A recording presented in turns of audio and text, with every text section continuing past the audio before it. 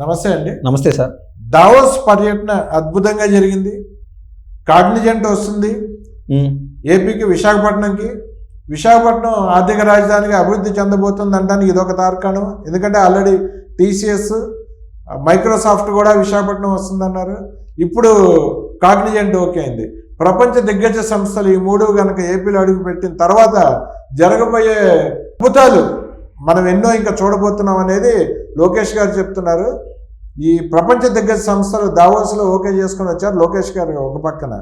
మరో పక్కన చంద్రబాబు గారు దావోస్ పర్యటన ముగించుకొని నేరుగా ఢిల్లీ వెళ్ళిపోయి మళ్ళీ పోలవరం నిధుల గురించి, పోలవరం రాష్ట్రానికి కావాల్సిన నిధుల గురించి, రాష్ట్రంలో ఇంకా పెట్టవలసిన పెట్టుబడుల గురించి, రాష్ట్రంలో రావాల్సిన కేంద్ర సంస్థల గురించి, రాష్ట్రానికి రావాల్సిన ఆర్థిక సహాయం గురించి కేంద్ర మంత్రులు అందరితోనూ కలుస్తున్నారు. ఇంకా ఏపీలో అడుగు పెట్టలేదు ఆయన. దావోస్ నుంచి ఢిల్లీలో దిగారు.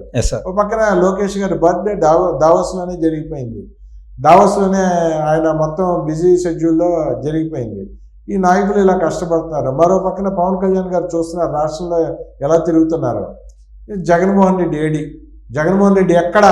జగన్మోహన్ రెడ్డి ఏమైపోయాడు? పులివెందుల ఎమ్మెల్యే ఎక్కడ కనబడట్లేదు. కనీసం పులివెందుల్లో రోడ్లు కూడా కూటమి ప్రభుత్వం వేస్తుంది. జగన్మోహన్ రెడ్డి 5 ఏళ్ల పాలనలో పులివెందుల్లో కూడా రోడ్లు లేవు, కడపలో కూడా రోడ్లు లేవు. అవన్నీ కూటమి ప్రభుత్వం చేస్తుంది.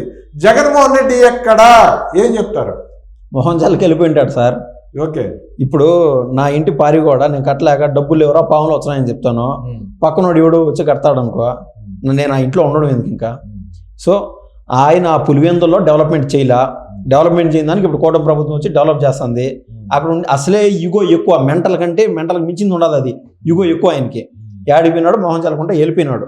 సార్ నాకు ఇందాక మీరు చెప్తా ఉంటే టాపిక్లోకి వస్తాను. నాకు కొంచెం జగన్మోహన్ రెడ్డి లాగే కొద్దిమేర మెంటల్ ఉన్నది. ఓకే, ఆ మెంటల్ మేర మర్చిపోతానని ఒక విషయం చెప్తాను. చెప్పండి. మధ్యలో ఇలా ఉంటుంది నా విషయంలో. ఓకే, విషయం ఏంటంటే సార్, మొన్న అనుకుంటా మీరు కూడా చూసిండొచ్చు ఒక క్లిప్పు. బాబు గారిని హేళన చేస్తూ ఈ జగన్మోహన్ రెడ్డి ఒక మాట అన్నాడు సార్. ఇది వాళ్ళ కార్యకర్తల సమావేశంలో ఎప్పుడుదో బయటకు వచ్చింది ఆ వీడియో. ఇప్పుడు ఈ బాబు గారిని అంటే గలీజ్గా మాట్లాడటం, ఆయన చెప్పడం ఆ కార్యకర్తలను ముందులో కొంతమందిని పెట్టుకొని 75 ఏళ్ళు 76 ఏళ్ళు పెద్ద మనిషికి, రేపు మాపో 80 ఏళ్ళు దాటుతున్నాయి, 2047 అంట. అప్పుడు ఎవడు ఉంటాడు, ఎవడు చస్తాడు అని అంటున్నాడు. ఎవడు ఉంటాడు, ఎవడు చస్తాడు అని అనుకుంటే ఈయన పైన కూడా ఈయనకు నమ్మకం లేదు. ఈయనైనా బతుకుంటాడా అనేది కూడా నమ్మకం లేదు. 53 ఏళ్ళు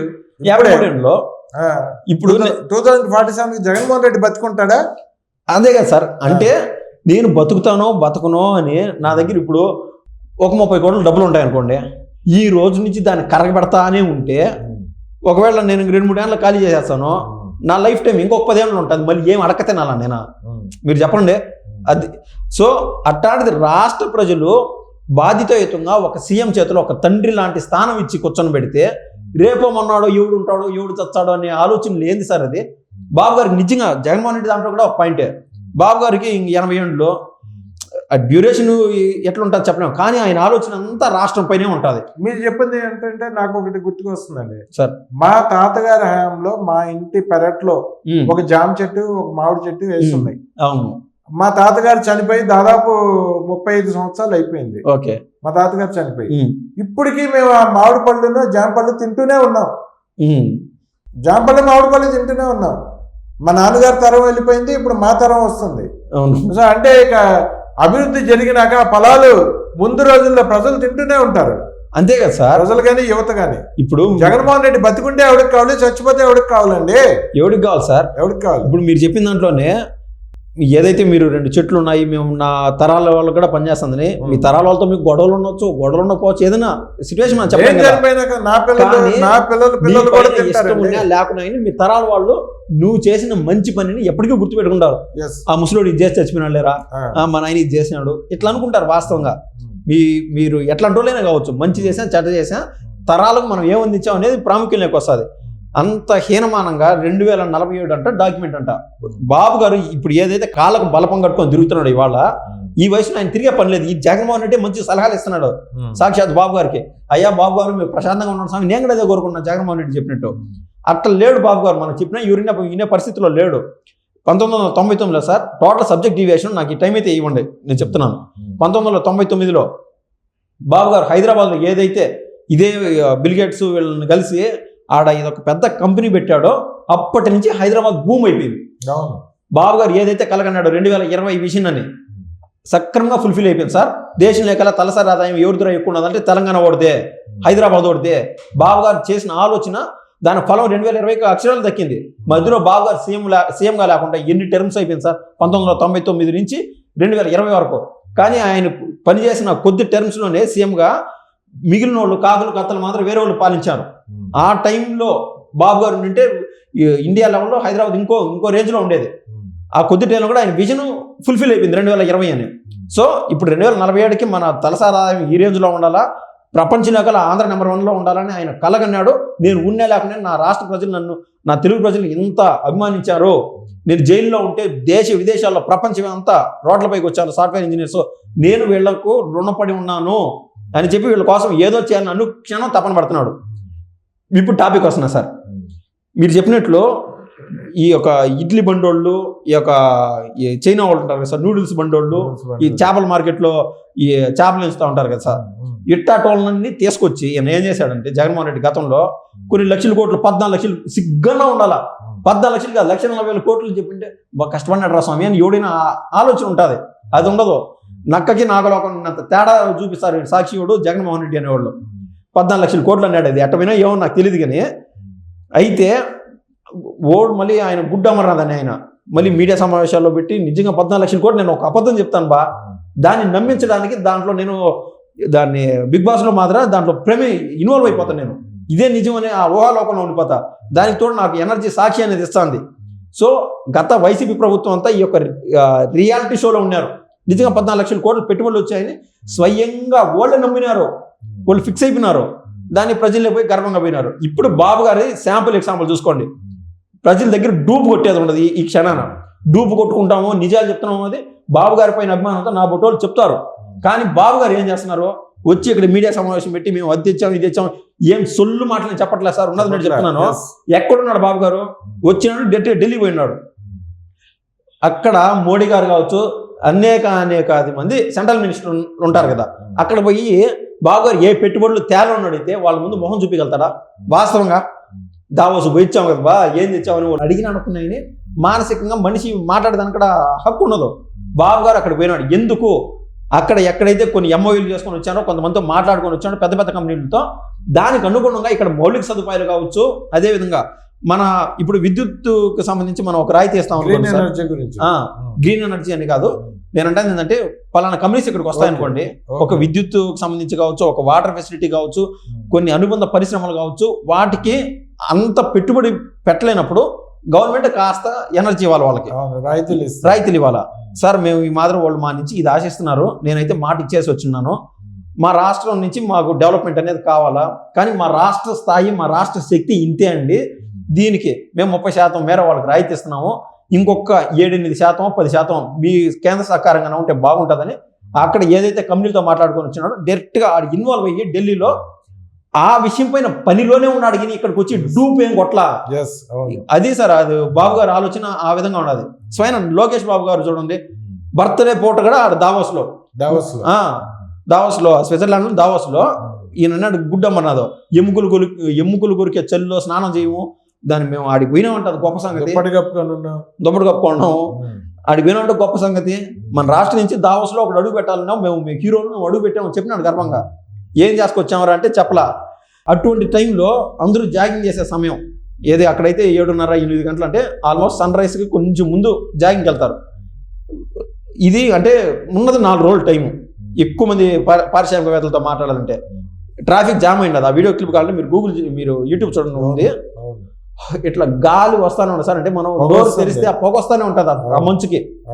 ఇద్దరు ముగ్గురిని ఎవరు వాళ్ళు ఏమో ఈ బాడీ గార్డ్లో లేకుంటే బౌన్సర్లు కాదు, వాళ్ళు కూడా ఈయనకు సంబంధించిన పర్సనల్ ఉంటారు కదా సార్, దాన్ని ఏమంటారు, పర్సనల్ అధికారులు, వాళ్ళు చేసినంత నోట్ చేసుకోవడానికి పిఎస్లో. సో ఈయనతో పాటు ఆ యొక్క వీళ్ళని కూడా గవర్నమెంట్ అఫీషియల్స్ నడిపించుకుంటా పోయినాడు. మాకేం కర్మలు అనుకున్నారో ఏమో నాకు తెలియదు. బాబు గారితోనూ ఈ లోకేష్ బాబుతో కానీ ప్రయాణం చేస్తే ఈ అధికారులకి తప్పదు. అది నిద్రలేని రాత్రులు కూడా ఉంటాయి, కానీ వాళ్ళు అది తృప్తి వెతుక్కున్నారు. వాళ్ళ అదే సార్ పనిచేసే వాళ్ళకి పని వాళ్ళు అడుగుని తేడా. దావోస్లో కూడా లోకేష్ గారు ఆర్టిఫిషియల్ ఇంటెలిజెన్స్ గురించి డిస్ప్లే చేసి ఆయన మాట్లాడుతుంటే అవును ప్రపంచ దిగ్గజ సంస్థల సీఈఓలందరూ నోరు వెళ్ళబెట్టారు. ఆర్టిఫిషియల్ ఇంటెలిజెన్స్ రాబోయే రోజుల్లో మొత్తం ప్రపంచాన్ని ఏలబోతుందని చెప్పి లోకేష్ గారు ఇచ్చిన ప్రజెంటేషన్కి మొత్తం అంతా మంత్రముగ్ధులు అయిపోయారు. అవును, మీరు చెప్తా ఉంటే సార్ గతంలో జగన్మోహన్ రెడ్డి ఒక ఇంగ్లీష్లో ఇంత దూరం మాట్లాడితే లాస్ట్లో ఇట్స్ టూ లెంతీ క్వశ్చన్ అని ఇట్లా సిగ్గుపడాడు అనమాట. అదే లోకేష్ బాబు మాట్లాడింది ఇంగ్లీష్ క్లిప్ నేను చూశాను. లోకేష్ బాబు ఇంగ్లీష్లో మాట్లాడిన దాంట్లో ఆర్టిఫిషియల్ ఇంటెలిజెన్స్ గురించి మాట్లాడితే ఏం చెప్పారంటే 45 నిమిషాల పాటు ఒక టీచర్ ఎవరైనా బోర్డు పైన చెప్తే అది పిల్లోడు మైండ్లోకి ఎక్కేదానికి కొంచెం కష్టం అవ్వచ్చు, శ్రద్ధాసక్తులు ఉండాలి. కానీ ఈ ఏఐ ఆర్టిఫిషియల్ ఇంటెలిజెన్స్తో కేవలం 2 నిమిషాల్లో సార్ అది ఆ 45 నిమిషాల క్లాస్ని 2 నిమిషాలు మన మైండ్లోకి ఎక్కే విధంగా, అంటే ఆ విజువల్స్ కావచ్చు, స్వయాన మూవీ చూసినట్టు మన కళ్ళకు కనిపించినట్టు ఉంటుంది సార్ ఆర్టిఫిషియల్ ఇంటెలిజెన్స్. సో వీళ్ళ ఆలోచన ఆ విధంగా ఉండాలి. వీళ్ళు దాంతోపాటు అబ్బా కొడుకులు వీళ్ళు చెప్పినట్టు మా యాసలో మేము చెప్తున్నాం సార్, ఏమనుకోవద్దు. వీళ్ళిద్దరూ ఏం చేస్తున్నారంటే పోయి వాళ్ళ కాడి నుంచి వీళ్ళ ఆఫర్ పొందాలనుకోవట్లా. వీళ్ళ ఆఫర్ అంటే మనలో ఎంత శక్తి ఉన్నది అనేది వాళ్ళు కన్వే చేశాడు. ఏమని కన్వే చేశారు? అయ్యా మా దగ్గర ఈ శక్తి ఉన్నది, మానవ వనరులు ఉన్నాయి, అదేవిధంగా సహజ వనరులు ఉన్నాయి, మేము ఇది ఇస్తున్నాము. భారతదేశం అనేది నెంబర్ 1 దేంట్లైనా, ఈ యొక్క మానవ వనరుల్లో కావచ్చు అనేక దాంట్లో. బట్ ఆంధ్రప్రదేశ్లో ఈ ఫెసిలిటీస్ ఉన్నాయి అని వాళ్ళకు పోతే ఇక్కడికే పోవాలరా, ఆంధ్రప్రదేశ్కే పోవాలరా అని వాళ్ళ మైండ్లో ఇంజెక్ట్ చేసి వచ్చారు వీళ్ళిద్దరు పోయి అక్కడ ప్రతి కంపెనీతో మాట్లాడి. ఈ కోవలో సార్ కాగ్నిజెంట్ అనే కంపెనీ అతి త్వరలో మన దానికి రాబోతుంది. కాగ్నిజెంట్ CEO రవికుమార్, ఒకసారి నేను అప్రస్తుతం అనుకోండి లేదా చూసి చెప్పంటే చెప్తాను, ఇంగ్లీష్ ట్వీట్ ప్రజలకు తెలియాలి, మా ప్రజలకి. మళ్ళీ నేను అదే పనిగా మొబైల్ చూసి చెప్తున్నాను సార్, ఎందుకంటే ఇప్పుడు కాగ్నిజెంట్ CEO కూడా వాళ్ళు తెలుగుదేశం వాళ్ళు అంటారు, వాళ్ళు సాక్షి వాళ్ళు, అందుకోసం చూసి చెప్పాల్సి కమ్మోళ్ళు అని కూడా అంటారులేండి. వాళ్ళ మాటలు ఏం పట్టించుకోకలేదు, ఫేక్ మాటలు ఫేక్ రాతలు. జగన్మోహన్ రెడ్డి సాక్షి వైసీపీ వాళ్ళు ఎట్లో ఇప్పుడు దాకా ఈయన బిల్ గేట్స్ కూడా తెలుగుదేశం వాడు అనలా వాళ్ళు ఎట్లా అంటే విచక్షణ ఉన్నది అనుకుంటా, సాక్షి వాడికి అంత కొద్దిమేర విచక్షణ పనిచేస్తాను. సాటిస్ఫాక్టరీగా సార్ నారా లోకేష్ గారు ఒక ట్వీట్ పెట్టారు. Had a terrific meeting with the delightful, ఆయన ఐడి పేరు రవికుమార్ అని, CEO of technology giant Cognizant, had a terrific meeting. సాటిస్ఫాక్టరీగా. ఇప్పుడు దాంట్లో సాటిస్ఫాక్షన్ లేని నారా లోకేష్ గారు కన్నా ట్వీట్ చేశాడు అనుకోండి, సంవత్సరం 2 ఏళ్ళు 3 ఏళ్ళు అవుతుంది. కింద ఇంకోటి కూడా పెట్టారు, good news coming soon, stay tune. అంటే బ్లాస్ట్ చేస్తాను ఒక న్యూస్ అని చెప్పి పెట్టారు. వీళ్ళ మాత్రం వాళ్ళు అక్కడ చైనా బండ్లు, ఈ యొక్క గోబీ బండ్లు ఎత్తుకొచ్చిన వాళ్ళు కాదు సార్. ఈయన మాదిరి పెట్టంటే ఆయన పరువుకు సంబంధించిన విషయం. ఆ మీటింగ్ ఎంత సాటిస్ఫాక్టరీ లేదు పెట్టింటారా, ఒకసారి ఆలోచన చేయమని చెప్తున్నాను. సో ఒక్కటి సార్, ఇప్పుడు మైక్రోసాఫ్ట్ అధినేత కావచ్చు, ఈ కాగ్నిజెంట్ వీళ్ళు కావచ్చు, కొన్ని రాష్ట్ర ప్రభుత్వాలని శాసించగలుగుతారు వాళ్ళు. దిగ్గజ సంస్థలు కొన్ని రాష్ట్ర ప్రభుత్వాలని శాసించగలుగుతారు. అటువంటి ఆయన రిప్లై ఇస్తూ, thanks Nara Lokesh for the wonderful meeting, the energy, the passion and focus on execution is terrific. The energy, the passion and focus on execution is terrific. అంటే నారా లోకేష్ గారు మీరు అన్నట్టు అంతకుముందు గతంలో అనేవాళ్ళు కదా, పప్పు గిప్పు ఏదో ఆర్టిస్టులు అనేవాళ్ళు, జూనియర్ ఆర్టిస్టులు వీళ్ళు. ఈయన నారా లోకేష్ గారు కన్వే చేస్తూ అంటే ఎంత తగలాడేట్టుగా నిజంగా ఏ రూపంలో చూపించినట్టు ఆ డిస్కషన్ జరిగింది వీళ్ళిద్దరికి, రవికుమార్కి ఈయనకి మధ్య. On focus is terrific, looking forward for the partnership. ఆయన పార్ట్నర్షిప్ కోసం వెయిట్ చేస్తున్నారు. అవును, వీళ్ళు అక్కడికి వెళ్ళిన దాంట్లో 100% సఫలమై వచ్చారు సార్ వీళ్ళు. దాంతోపాటు TCS కంపెనీ అతి త్వరలో వస్తుంది, ఆల్రెడీ MOUలు అన్నీ అయిపోయినాయి. అదేవిధంగా ఇక్కడ వైజాగ్లో ఇది సార్, ఇది సూపర్ ఐకానిక్ బిల్డింగ్. ఇన్ని రోజులు నేను మైక్రోసాఫ్ట్ అనుకున్నాను, మైక్రోసాఫ్ట్ ఇంకొకటో కంపెనీ అర్థం కావట్లేదు, అది ఇంకా బయట పెట్టట్లేదు. ఎందుకంటే రాక్షసులు రాబందులు మనం చూసాం, కొన్ని లేనిపోయినట్టు అగాధాలు సృష్టిస్తూ ఉంటారు. ఆఖరికి ఇదో మాకు అమరావతికి నిధులు కావాలి స్వామి అని వరల్డ్ బ్యాంక్కి అప్లై చేస్తే వరల్డ్ బ్యాంక్కి కూడా ఆకాశ రామనోత్తరాలు రాసినారు. అందుకు పాపం ఈ కూటమి ప్రభుత్వం ఏమైనా భయపడిందేమో నాకు నిజంగా తెలియదు. కానీ ఆ పెద్ద కంపెనీ ఏదో వెయిట్ చేస్తున్నారు, క్లారిటీ లేకుండా 3,50,000 చదరపు అడుగులతో ఆ బిల్డింగ్లో 4వ ఫ్లోర్ 5వ ఫ్లోర్ సార్ వాళ్ళకు రిజర్వేషన్ చేస్తున్నారు. 5 ఫ్లోర్లు 5 ఫ్లోర్లో. 11లో 5 ఇస్తున్నారు వాళ్ళకి. అవును. సో వాళ్ళకి రిజర్వ్ చేసి పెట్టేస్తున్నారు ఆ పెద్ద కంపెనీ కోసం 3,50,000 చదరపు అడుగులతో. ఆ కంపెనీ కూడా వచ్చిందంటే ఇందాక మనం స్టార్టింగ్లో మాట్లాడినాం ఒక విషయం. తెలంగాణలో మైక్రోసాఫ్ట్ ఇక్కడికి వచ్చినప్పటి నుంచి మిగిలిన కంపెనీస్ ఒరే ఓళ్ళు పోంగా మన కేంద్ర స్వామి అని ధైర్యంగా అనుబంధ సంస్థలన్నీ ఎక్కడికెక్కడ పెద్ద కంపెనీలన్నీ అంత ఆహ్లాదంగా తయారైపోయినాయి. సో అదేవిధంగా టీసీఎస్ కావచ్చు, కాగ్నిజెంట్ కావచ్చు, మైక్రోసాఫ్ట్ ఆల్రెడీ మాట్లాడినారు, వాళ్ళు ఆల్రెడీ చర్చలో ఉన్నారు. మనం చెప్పే పెద్ద కంపెనీ కావచ్చు, ఇప్పుడు అశోక్ లైలాండ్, ఇవన్నీ ఎన్ని రకరకాలు చేశారు, ఎన్ని కంపెనీస్ చెప్పుకుంటా పోతే మనం మరీ పెద్ద కంపెనీలు ఇంటర్నేషనల్గా అనేది ఆ లెవెల్లో చూస్తా మాట్లాడుతున్నాను. సో అవి వచ్చినప్పుడు రాష్ట్ర భవిష్యత్తు వేరే విధంగా తయారవుతుంది. అంటే the best in the India తయారవుతుంది నేనైతే నమ్ముతున్నాను. సో వీళ్ళు ఏ విధంగా అయితే అనుకున్నారు సాక్షి వాళ్ళు, జగన్మోహన్ రెడ్డి, ఇటువంటి కంపెనీ వచ్చినప్పుడల్లా రాష్ట్ర ప్రజలకు ఒక పక్క పండగ వాతావరణం ఉంటే ఆటోమామ్ వీళ్ళ గుండెల్లో వెళ్తూ ఉంటుంది. అక్షరాలు జరుగుతూనే ఉంటుంది. మీరు ఈ లోపు ఏదో మైక్రోసాఫ్ట్ అధినేత బిల్ గేట్స్ టీడీపీ అడిగిని చంద్రబాబు డబ్బులు ఇచ్చినాడు ఇవన్నీ వీళ్ళు రాసుకుంటూ ఉంటారు. కానీ మ్యాటర్ వేరే.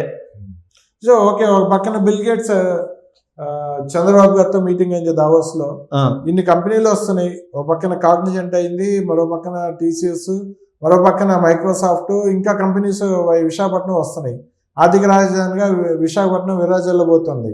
మరి ఏంటండి జగన్మోహన్ రెడ్డి ఒక పక్కన ఇక్కడ 2 నెలల్లో నా ప్రభుత్వం వస్తుందని చెప్పి కడప డిఎస్పీని బెదిరిస్తున్నాడు, కడల నాయక్ గారిని. కడప డిఎస్పీని బెదిరించారు. గతంలో మనం చూసాం, రే మధుసూదన్ నీ ప్రాణం తీర్చా, నీ ఎంతో తీర్చా అనే విధంగా. అంటే 2 నెలల్లో జగన్మోహన్ రెడ్డి ముఖ్యమంత్రి అయిపోతాడా ఏపీకి? చెప్తాను సార్. అంటే ఎక్కడ అవకాశం ఉంటే ఐపీఎస్ ఆఫీసర్ల పైన ఒంటికాల మీద లేస్తున్నాడు. సుబ్బరాయుడు నిన్ను 7 సముద్రాల అవతలనే ఎత్తుకొచ్చాను అట్ట అనుకున్నాము, ఏరి ఎత్తేస్తాను అంటే వీళ్ళ డిఎన్ఏలో అది ఉన్నది. ఈయన ఏంటంటే ఈయన ఏ విధంగా ఆయన ఆలోచన మనస్తత్వం నాకు కూడా అర్థం కావట్లేదు సార్. ఇప్పుడు ఇక్కడ ఏదైతే పెద్ద పెద్ద కంపెనీలు వస్తున్నాయో వాటికి అనుగుణంగా చిన్న చిన్న కంపెనీలు కూడా వస్తున్నాయి. రేపు జగన్మోహన్ రెడ్డి వస్తే పరిస్థితి ఏంద్రా అనే విధంగా ఐపీఎస్ ఆఫీసర్ల పైకి మా ఇద్దరు దండయాత్రలు చేస్తూ ఉంటే వాళ్ళు ప్రతిరోజు సార్ మొత్తం పెద్ద పెద్ద కంపెనీలతోనూ చిన్న కంపెనీలతోనూ బాబు గారు లోకేష్ గారు మాట్లాడడం అయిపోయినాక లాస్ట్ ఒక క్వశ్చన్, మీరు ఈ ప్రభుత్వంలోనే ఉంటారని గ్యారెంటీ ఏమి? రేపు ఆ సైతాన్ని కొని వస్తే మా పరిస్థితి ఏంది? వాళ్ళ బాధ వాళ్ళు చెప్పుకుంటున్నారు. దానికి వాళ్ళ మైండ్లో ఈ యొక్క విషయాన్ని నింపే విధంగా రేపు వచ్చేది మేమే, మీ ప్రాణాలు చేసేస్తాము, ఈయన పోకడలు ఈ విధంగా ఉన్నాయి. ఏదంటారు కదా సార్, కోర్టులు సుమోటోకి కేసు. ఈయన పిచ్చి మాటల్ని నమ్మే పరిస్థితులు అయితే ఎవరూ లేరు. 2 నెలల్లో ఎలా ముఖ్యమంత్రి అయిపోతానని తింగర మాటలు ఎలా మాట్లాడుతున్నాడు జగన్మోహన్ రెడ్డి? పిచ్చి మాటలు, పిచ్చి చేష్టలు ఎలా మాట్లాడుతున్నాడు? నేను చెప్తున్నా సార్, 2 నెలలు అన్నాడు కదా. ఈరోజు జనవరి 24, ఫిబ్రవరి 24, మార్చి 24, ఓకే, 10 రోజులు ఎక్స్ట్రా టైం తీసుకొని ఓకే ప్రభుత్వంలో ఆయన సీఎం అయ్యేది పక్కన పెడదాం. ఈ ప్రభుత్వంలో జగన్మోహన్ రెడ్డి ఆలోచన బాగున్నది, అంత మంచి నాయకుడు మిస్ అయిపోయినాము అని చెప్పి 5 మంది ఎమ్మెల్యేలు జాయిన్ అయితే ముందు ఒక మాట అందాం అనుకున్నా. జగన్మోహన్ రెడ్డి స్థాయిని నేను గుర్తుపెట్టుకొని నేను కుదించుకొని చెప్తున్నా, జగన్మోహన్ రెడ్డి కన్నా సీఎం అయితే లేదా ప్రభుత్వం పడిపోతే నా జీవితంలో నేను వీడియోలు చేయను. జగన్మోహన్ రెడ్డి పైన గెలిచినాడు కాబట్టి నేను నిజంగా హీరోగా భావిస్తాను సార్. భావించి నా జీవితం అంతా జగన్మోహన్ రెడ్డికి దాసోహం చేస్తా. జగన్మోహన్ రెడ్డి పైన నేను వీడియోలు చేస్తానే ఉంటా. నా పరివారాన్ని ఒక 10 మందిని తీసుకొని 10 మందితో కూడా జగన్మోహన్ రెడ్డి పైన వీడియోలు చేస్తానే ఉంటా. ఏది ఈ ప్రభుత్వం పడిపోయినా జగన్మోహన్ రెడ్డి మళ్ళీ సీఎం అయినా అని నా క్వశ్చన్ అందాం అనుకున్నా. అది కూడా కాదు, ఈ ప్రభుత్వంలోని 5 మంది ఎమ్మెల్యేలు జగన్మోహన్ రెడ్డి పంచం చేరితే చాలు నా జీవితం అంతా జగన్మోహన్ రెడ్డి దాసోహం చేస్తానే ఉంటా సార్. ఎందుకు ఈ పిచ్చి మాటలో? ఏమన్నా లండన్ మందులు ఏమన్నా ఓవర్ డోస్ అయిపోయిందా? నాకు అర్థం కావట్లేదు. ఓకే అండి, చూద్దామండి. జగన్మోహన్ రెడ్డి పిచ్చి మాటలకైతే ప్రజలందరూ నవ్వుకుంటున్నారు. 2 నెలల్లో ఏం ఎలక్షన్లు వస్తాయి? ఓ పక్కన కూటమి ప్రభుత్వం ఇలా పరిగెడుతుంటే 2 నెలల్లో ఎన్నికలు రావటం, ఈయన మళ్ళీ సీఎం అయిపోవటం కలగంటున్నాడా, పిచ్చెక్కిందా జగన్మోహన్ రెడ్డికి అర్థం కాని పరిస్థితి. ప్రజలంతా నవ్వుకుంటున్నారు. విచిత్రంగా సార్ ఏదో జరిగింది అనుకుందాం. మీ ఓకో నా ఓకో దేశ ప్రజలు ఓ కూడా అందదు. సెంట్రల్ ప్రభుత్వం పడిపోయింది, ఆంధ్ర ప్రభుత్వం పడిపోయింది కూడా అనుకుందాం. ఏం జరిగో మనకు తెలియదు అనుకోని ఎలక్షన్ అనేది ఒక సిస్టము. కనీసం ఒక 6 నెలలు పడుతుంది ఈ రోజు నుంచి మొదలు పెడితే. ఈ రోజు ప్రభుత్వం పడిపోతే ఏం పిచ్చి మాటలో 2 నెలలకు ఎలక్షన్లకు వస్తా అనేది. నేను ఆ ధైర్యంతో నా మాట నేను ఛాలెంజ్ చూసినా సార్. ధైర్యం ఉంటే జగన్మోహన్ రెడ్డి వాళ్ళ తరపున ఎవరున్నా సరే ఆ ఛాలెంజ్ తీసుకుంటే నేను రెడీ. ఓకే అండి, థ్యాంక్ యూ అండి, ధన్యవాదాలు.